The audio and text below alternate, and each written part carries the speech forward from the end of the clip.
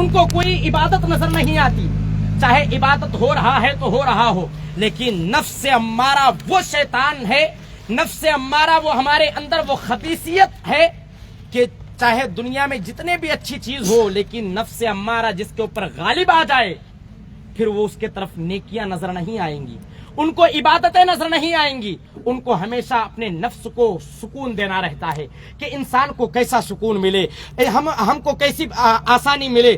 اے مسلمانوں، انسان پکا سچا مسلمان وہی ہوتا ہے جو ساتھ میں جانور کو قربانی دینے کے ساتھ ساتھ اپنے نفس اپنے خواہشات کو بھی قربانی کر دے، یعنی کہ جو بری چیزیں ہیں ان کو جو قربان کر دیتا ہے وہی پکا اور سچا مسلمان بھی ہوتا ہے، اور اللہ کی بارگاہ میں سب سے مقبول بندہ بھی وہی ہوتا ہے۔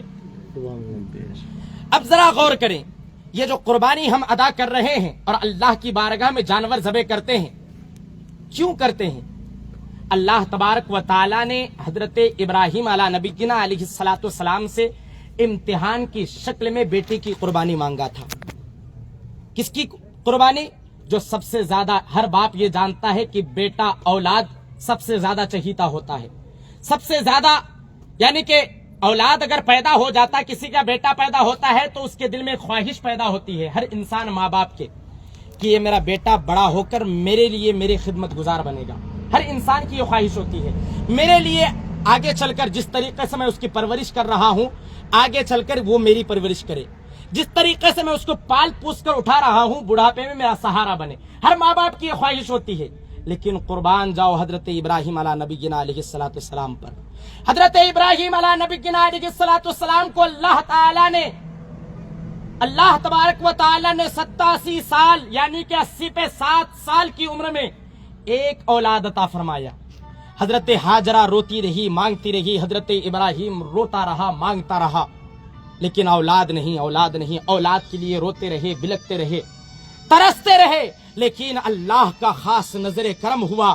اللہ تعالیٰ امتحان لینا چاہتا تھا۔ سب سے پہلی بات تو یہ ہے کہ اللہ تعالیٰ اپنے نبیوں سے، تمام نبیوں سے ایک امتحان لیتا ہے۔ کیا ہمارے آقا علیہ الصلوۃ والسلام سے امتحانات نہیں لیے؟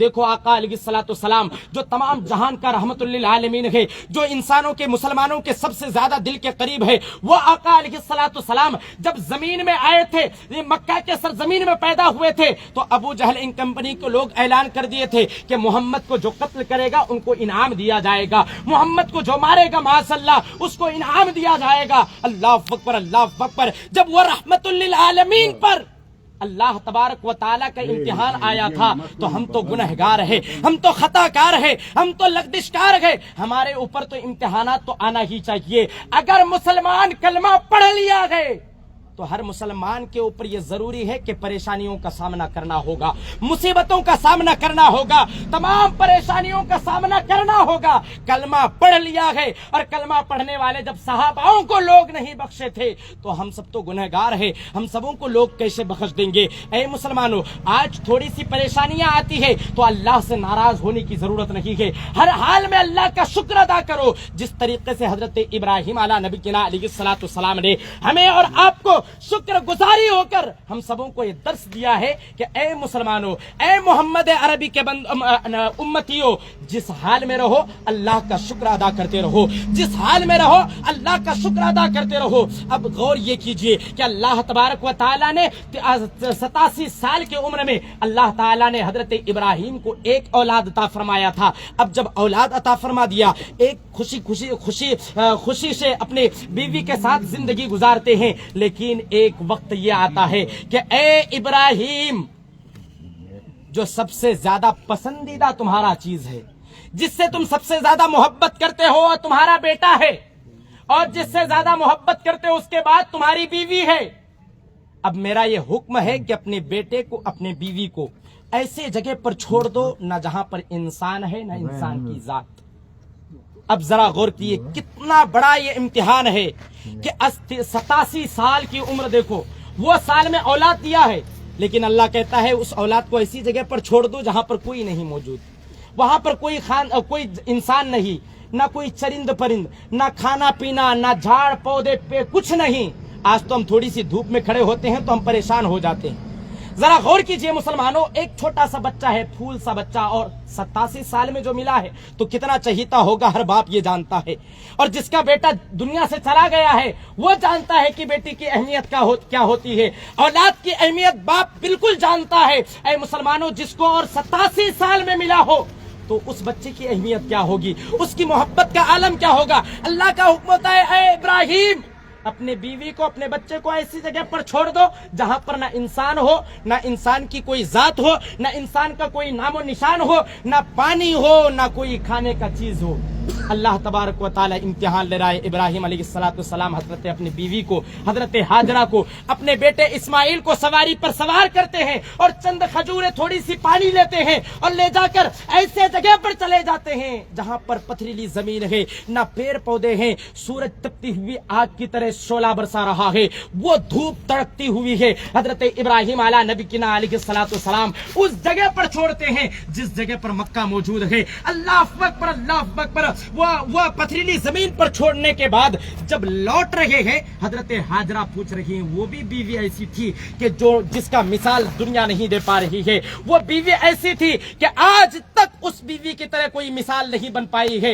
वो बाप ऐसा था इब्राहिम, वो बाप की तरह दूसरा बाप नहीं बन पाया। वो बेटा था इस्माइल, उस बेटे की तरह फरमाबरदार अब तक कोई बेटा नहीं बन पाया। अल्लाह अकबर। उस पथरीली जमीन पर छोड़कर जब पलट रहे थे, हजरत हाजरा की सब्र का बंधन टूट गया। अपने शौहरे नामदार के पैर को पकड़ लेते हैं और कहते हैं, ऐ मेरे शौहरे नामदार, ये जरा बताइए, क्या मैंने आपका कभी दिल दुखाया है तो बताओ, मैं आपकी कभी नाफरमानी की है तो बताओ, मैं आपके साथ कभी जबान दराजी की है तो बताओ, मैं आपका कभी हुकूक जाया किया है तो बताओ, अगर किया है तो उसके लिए मुझे सजा दे सकते हैं, जरा बता तो दीजिए। हजरत इब्राहिम के आंखों से आंसू निकल आते हैं, कहते हैं, ऐ मेरे शरीक हयात, सबसे ज्यादा मोहब्बत तुमसे करता हूं, लेकिन न तुम मेरी नाफरमानी कभी किए हो, न मेरा कभी हक जाया किया हो, सबसे ज्यादा तुम मुझसे मोहब्बत करती हो।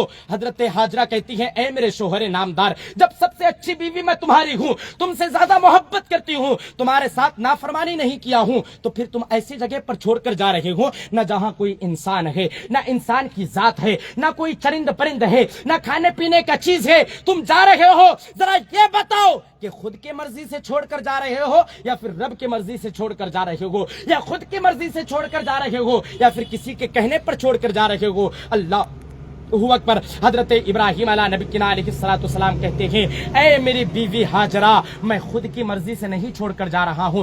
तुम तारीख उठाकर देख लो, किसी बाप, जो बाप 80 साल के बाद औलाद मिला हो, वो औलाद को ऐसी जगह पर छोड़कर आए न जहां कोई इंसान है, न कोई खाने पीने का चीज है। कोई तारीख बता सकती हो? हजरत हाजरा कहती है, कोई ऐसा इंसान नहीं जो 80 साल औलाद मिलने के बाद उस औलाद को एक पथरीली जमीन पर छोड़कर जा रहा है। बताओ, तुम खुद की मर्जी से जा रहे हो या फिर रब की मर्जी से जा रहे हो। अल्लाह अकबर। इतना कहना था। हजरत इब्राहिम कहते हैं, ऐ हाजरा मेरी बीवी, मैं खुद की मर्जी से नहीं बल्कि रब की मर्जी से जा रहा हूं। इतना सुनना था। हजरत हाजरा वो पोटली उठाते हैं जिसमें खजूरें होती है, वो चीज उठाते हैं जिसमें पानी रखा होता है, पानी और खजूर को उठाकर हजरत इब्राहिम के हाथ में दे देते हैं और कहते हैं, ऐ मेरे शौहरे नामदार, जब तुम अल्लाह के हुक्म से इस पथरीली जमीन पर छोड़कर जा रहे हो तो फिर ये बात दिल में रख लो, जो अल्लाह 80 साल के बाद हमें औलाद दे सकता है, वो अल्लाह हमें खिला भी सकता है और वो अल्लाह हमें पाल भी सकता है। हजरत इब्राहिम अला नबीना अलैहिस्सलाम छोड़ के चले गए। जब छोड़ के चले गए तो थोड़ी सी कुछ देर रहे, कुछ देर रहने के बाद फिर उसके बाद कुछ नहीं, खाने पीने की चीजें नहीं। अब यानी कि उनके दूध भी खुश्क हो चुका है, बच्चे की जबान भी सूख रही है। अल मुख्तसर ये समझ लीजिए, हजरत हाजरा दौड़ती रही 7 मरतबा सफा मरवा का चक्कर लगाया और जब सफा मरवा का 7वां चक्कर मुकम्मल हुआ, पहाड़ी ऊपरी हिस्से में खड़े होकर अपने बेटे के चेहरे पर एक नजर डालती है, दूसरा नजर उनके कदमे पर डालती है। देखती क्या है कि बेटा रो रहा है, बिलक रहा है और बिलकते बिलकते अपने पांव की एड़ी को जमीन पर यानी कि पथरीली जमीन पर रगड़ रहा है। एक सफेद कलर का चमकता हुआ चीज नजर आया। दौड़ती हुई हजरत हाजरा अपने बेटे के पास पहुंची। देखते क्या है कि हजरत इस्माइल अलैहिस्सलाम अपना कदम रगड़ रहा है और जमीन से पानी का फव्वारा निकल रहा है। जब पानी का फव्वारा निकलने लगा تو حضرت ہاجرہ جب کہنے لگی کہ یہ پانی کا فوارہ اللہ تبارک و تعالیٰ کی طرف سے ہے، اور حضرت ہاجرہ فرماتی ہے کہ میں اس پانی کے فوارے کو دیکھ کر اتنی تیزی سے بڑھ رہی تھی کہ اگر میں اسے رکنے کے لیے منع نہ کرتا تو تمام عرب اس پانی سے ڈوب جاتا۔ میں نے کہا زم زم بمثل یہ کہ تھم تھم، رک جا۔ آج ساری دنیا کے لوگ جو زمزم پی رہے ہیں، جس میں اللہ تعالیٰ نے شفا بھی رکھا ہے، اللہ تعالیٰ نے پریشانیوں کا حل بھی رکھا ہے، اس زمزم کے پانی کو جو پی لیتا ہے اللہ پاک اس کو گناہوں کی بھی بخشش عطا فرماتا ہے، ان کو بیماریوں سے بھی نجات عطا فرماتا ہے۔ اگر آج ہم اور آپ زمزم کا پانی پی رہے ہیں تو کسی اور کا صدقہ نہیں ہے، وہی بیٹا حضرت اسماعیل کا صدقہ ہے کہ انہوں نے ہمیں زمزم کا پانی عطا فرمایا ہے۔ پھر اللہ تبارک و تعالیٰ کا حکم ہوتا ہے کہ بیوی بچوں کو لے کر آئے۔ پھر 12-13 سال کی جب عمر ہوئی، پھر اللہ تعالیٰ امتحان مانگ رہا ہے، اے ابراہیم